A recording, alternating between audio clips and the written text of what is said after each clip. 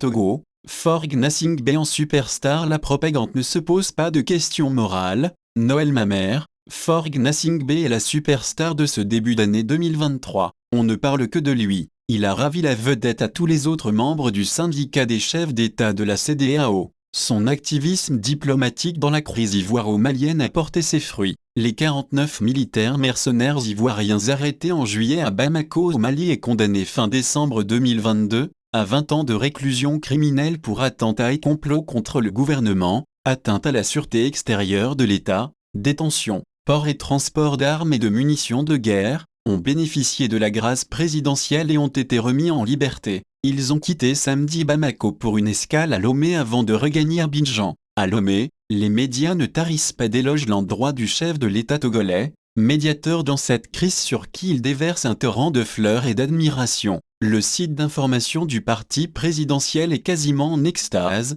saignant de laurier le front du maître du séant. Il a été le plus expansif, mais aussi le plus entreprenant dans la crise entre la Côte d'Ivoire et le Mali au sujet des 49 soldats ivoiriens. Cette grâce présidentielle est le signe à la fois du triomphe et du dynamisme de la diplomatie togolaise menée de main de maître par le distingué militant Faure Gnassingbé. S'enthousiasme-t-on? Faure Gnassingbé donne l'impression d'être le président d'un pays autre que le Togo. Il a toujours considéré comme prioritaire d'apporter des solutions urgentes aux préoccupations des autres peuples que de faire face aux difficultés que rencontrent au quotidien ses propres concitoyens. Pour leur bien-être, il s'en soucie comme d'une guigne. En mal de légitimité dans son pays, Faure Gnassingbé préfère se tourner vers l'extérieur et courir tel son ombre après une reconnaissance internationale. C'est ce qui explique qu'il soit toujours par Mont et par Vaux pour jouer la facilitation dans les autres pays. Entre des allers-retours incessants, des négociations interminables et d'innombrables rebondissements, le président de la République a su jouer de son leadership apprécié,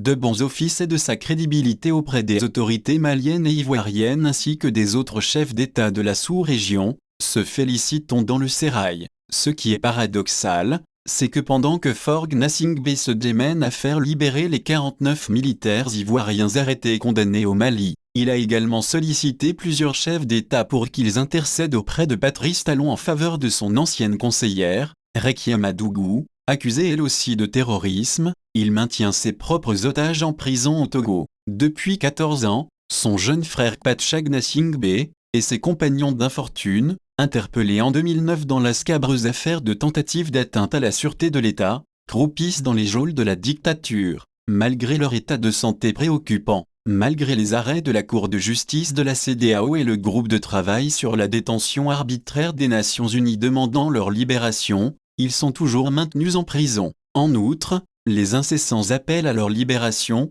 les demandes de grâce présidentielle formulées par Kpacha Gnassingbé lui-même et ses avocats, les interventions des chefs d'État africains, des chefs religieux et diverses autres personnalités, la médiation des hauts dignitaires de Pia, le village natal du chef de l'État, etc. sont restés vains. À cela viennent s'ajouter des innocents politiques, une centaine de responsables et militants de partis politiques qui croupissent depuis plusieurs mois en prison. Pourtant Faure Gnassingbé est initiateur d'un processus de réconciliation destiné à favoriser le pardon et à renforcer la réconciliation nationale. Medara Meutepe Liberté Togo.